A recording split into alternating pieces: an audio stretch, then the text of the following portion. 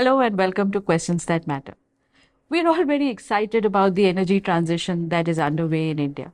We have set up lofty net zero goals, and we hope that the renewables energy transition will really transform the way we produce and consume electricity.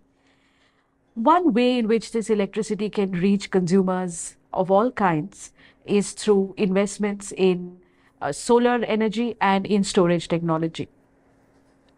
How these tenders are given out to people who will build these kinds of solar plants, who will build these kinds of storage batteries, is an important question for the net energy debate in India. It's an important question to ask because if there are problems in this bidding process, if there are hurdles for private players to participate and build such technologies and plants for us, then we might not get to our energy transition goals very quickly, or we might get there in a very expensive manner. Hence, this is an important question to ask. How is it that we are facilitating the emergence of private players or the continued participation of private players in our renewable energy story?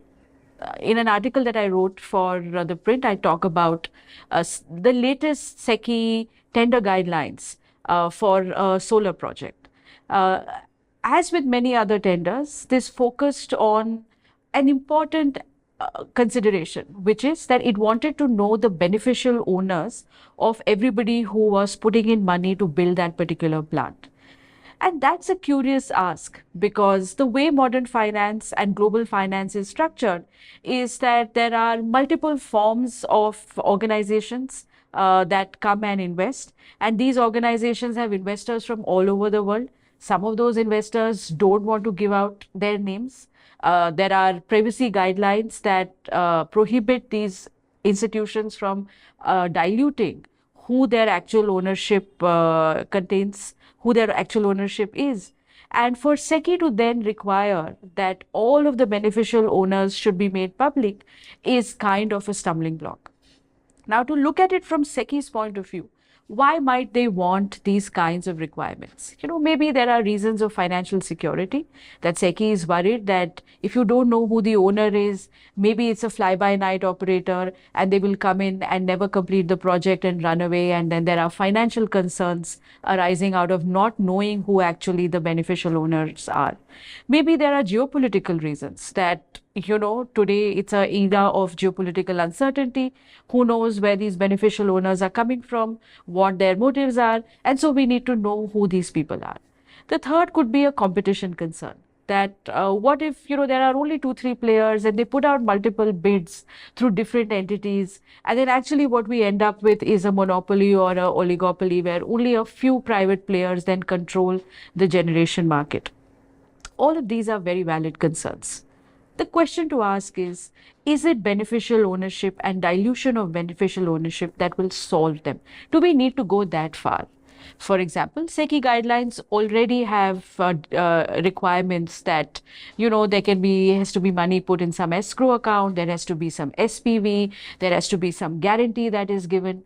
Now, is that not enough to solve for the financial insecurity question? The competition concerns can be solved through reverse auctions. They can be solved through getting the bidders to sign a legally binding statement that they are actually not colluding with any other bidders. There are different ways to solve the competition problem. On the geopolitical question, there are already, FDI rules. There are already rules by the government of India on countries that face a land border with India, how much they can invest and how they can come in or how they cannot come in. The RBI has its own guidelines on how foreign money can come in India. If a potential bidder is bidding for a solar project, then they have obviously passed all of these other constraints that have been placed by the government of India and other regulatory agencies. If many of these bidders have already passed these thresholds set out by the relevant agencies in the government of India and other regulators, it is unclear what benefit is gained by SECI also demanding certain kinds of disclosures for the geopolitical reason. So putting all of these three things together, it makes us think that not much is gained by requiring bidders to disclose who the beneficial owners are, but much might be lost because if foreign players cannot come in without diluting their beneficial owners, then we might actually lose access to this capital. And it is therefore important that SECI revise some of these guidelines, because it's very important to attract foreign capital, and really not much is gained by putting these restrictions, but much is lost. Policy should always be a trade-off between the costs and the benefits, and the way SECI is conducting its tenders and its bids is an example of how we are getting the cost-benefit analysis wrong. Thank you for listening to Questions That Matter. We hope you keep coming back. If you also find this interesting, please do write to us, engage with us on these questions. If you have a different point of view, please tell us why you think differently, and we will be very happy to talk to you and understand and learn from you. Thank you very much.